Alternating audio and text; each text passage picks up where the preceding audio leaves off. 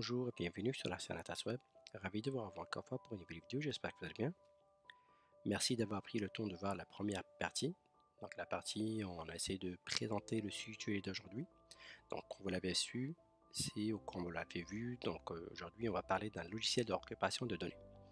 Il y en a plusieurs sur le marché, aujourd'hui on va prendre un, par la suite on va prendre plusieurs dans les jours qui suivent.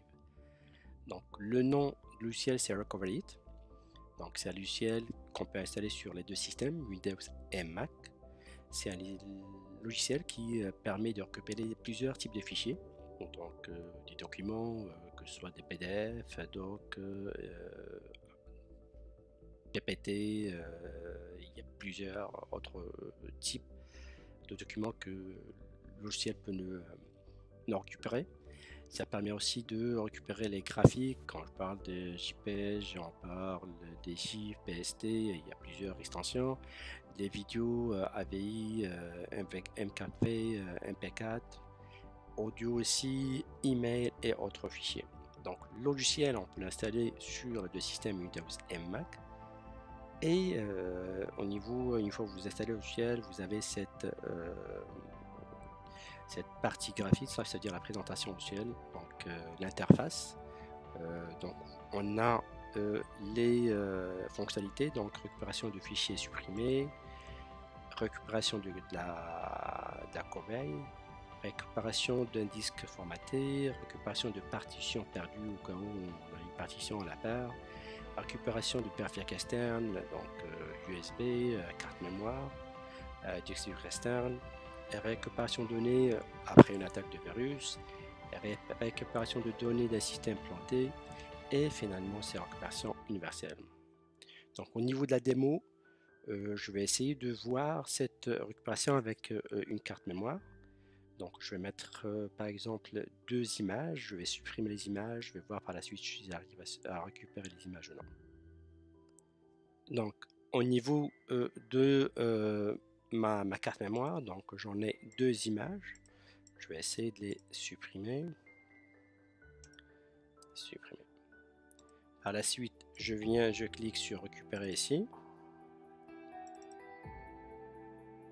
Bah là, il faut juste cliquer sur, donc là, ce qu'on voyait, c'est les périphériques. Donc un exemple, USB, appareil numérique, carte mémoire et d'autres. Donc je clique sur suivant.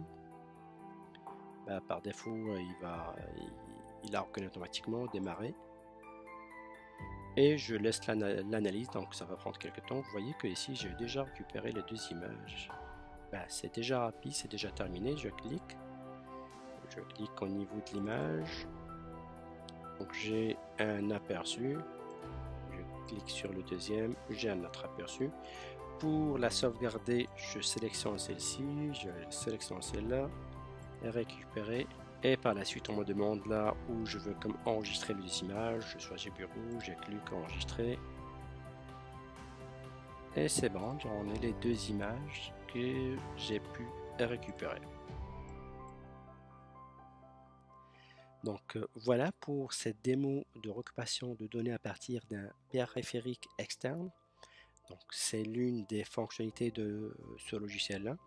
Donc comme vous voyez, il y a d'autres fonctionnalités que vous pouvez comme utiliser au fur et à mesure, au besoin bien sûr.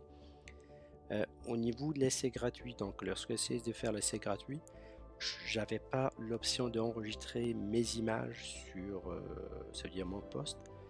Le système m'a obligé de passer par la version ou d'acheter une licence. Donc vous pouvez comme aller sur le site internet de la compagnie, voir c'est quoi licence qui répond à votre besoin au cas où, je le dis. Donc ici à Atlas Web, on essaie toujours d'aller vers quelque chose qui est gratuit. Mais au cas où vous êtes intéressé, vous pouvez voir, il y a des licences perso, licences entreprise et licences éducatives. Donc vous pouvez toujours commencer par celle gratuite, mais comme je dis, malheureusement, on ne peut pas enregistrer. C'était comme un peu agaçant. Donc là, on a essayé de présenter le logiciel. Donc je sais, j'avais quelques messages de personnes qui m'ont contacté il y a plusieurs semaines. Une personne qui a perdu tous les photos de la famille. Et c'était quelque chose d'assez utile pour la personne pour occuper ses informations et ses photos. Donc, essayez de voir ça. Donc, si dans le besoin, ça vous intéresse ou vous avez besoin, sinon, on va essayer de couvrir par la suite d'autres logiciels et voir si on arrive à avoir quelque chose de 100% gratuit.